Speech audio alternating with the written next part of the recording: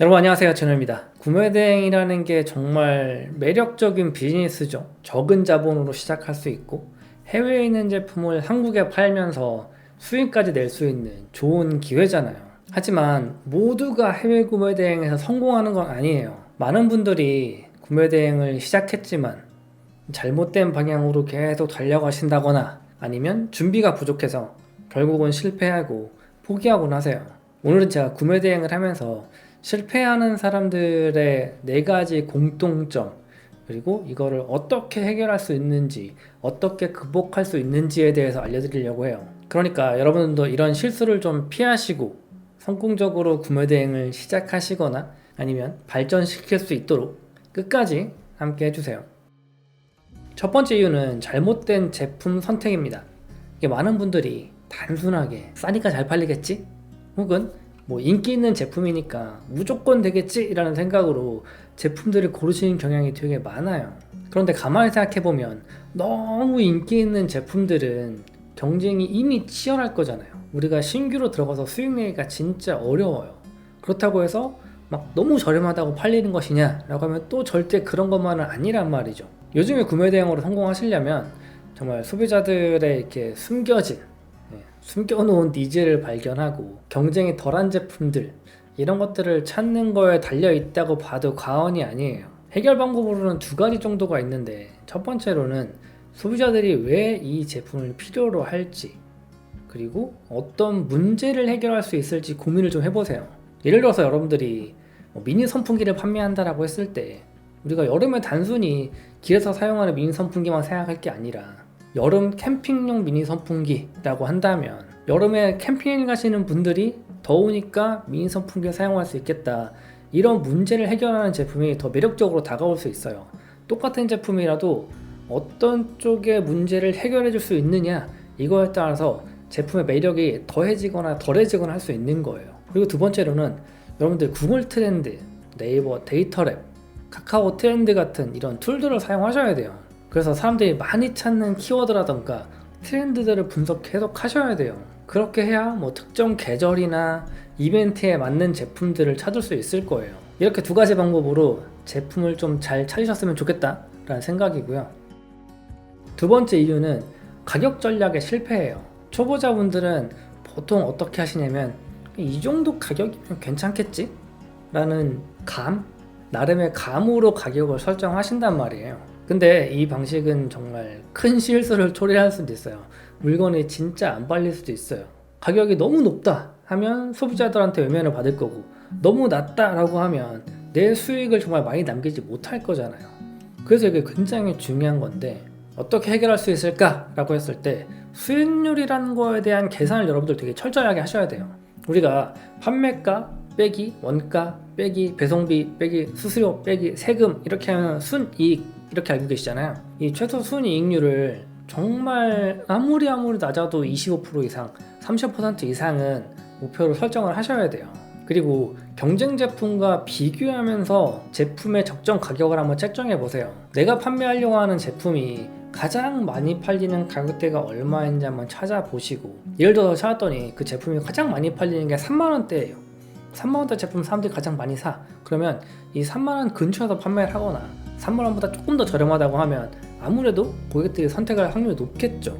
이런 식으로 가격도 여러분들이 구매 대행을 성공하시는데 큰 역할을 하는 거예요.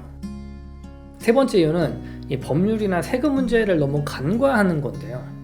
여러분들 구매 대행이 단순히 부업이 아니라 엄연하게 비즈니스예요. 근데 많은 소비자분들이 관세, 부가세 이런 기본적인 규정을 간과해버린다는 게 문제예요. 그리고 각종 법률을 그냥 생각해버리지 않는다는 게 문제인 거예요. 그래서 먼저 세금에 대한 계산법을 이해하셔야 되는데, 우리가 구매 대행을 하면서 물건을 판매할 때 뭐 관부가세가 나갈 수도 있고 부가세도 나갈 거고 종합소득세도 나갈 거고 이런 세금 등을 아셔야 된단 말이에요. 그래서 우리가 흔히 알기로 물품 가격이 150불 이상이다라고 하면 관부가세가 나옵니다 라고 알고 계실 거고, 이것조차도 여러분들이 제품 가격 선정하실 때 집어 넣으셔야 하는 부분이에요. 이것도 빼먹으시면 안 되는 거예요.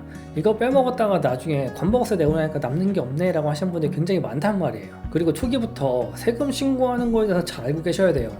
세금 신고 방법을 잘 모르시면 나중에 정말 큰 불이익을 당할 수 있어요.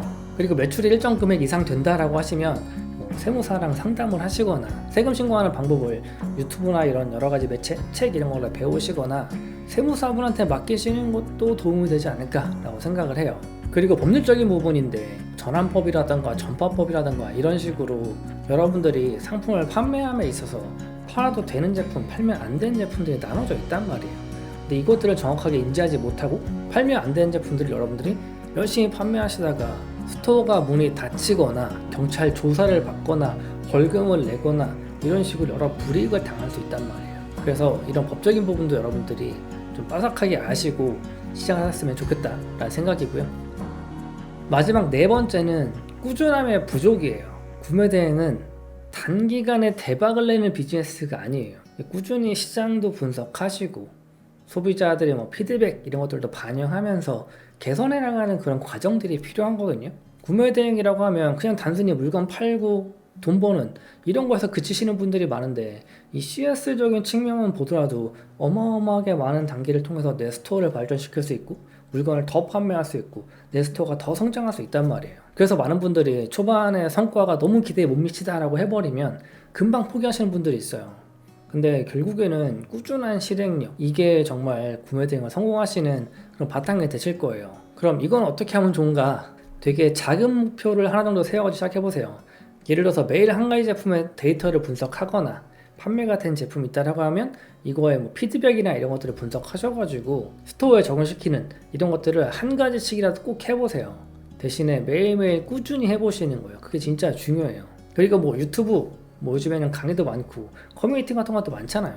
이런 곳에서 여러 가지 사례나 이런 것도 학습하시면서 나만의 좀 전략을 세우시고 그렇게 진행하셨으면 좋겠다라는 생각이에요.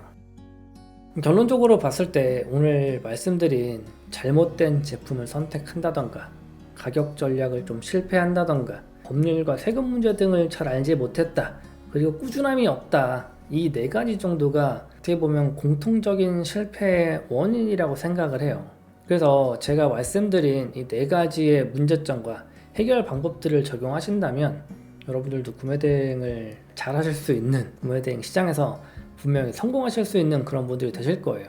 그러니까 구매 대행을 정말 단순하게 돈벌이 수단이 아니라 진지하게 접근해야 되는 비즈니스라고 생각하셨으면 좋겠어요. 여러분들도 실패하시는 분들처럼 그런 똑같은 길을 가지 않으셨으면 좋겠습니다. 그럼 오늘 영상 여기서 마치도록 하고요. 오늘 영상도 도움이 되었다면 구독, 좋아요 부탁드리고 저는 다음 영상에서 찾아뵙도록 하겠습니다. 감사합니다.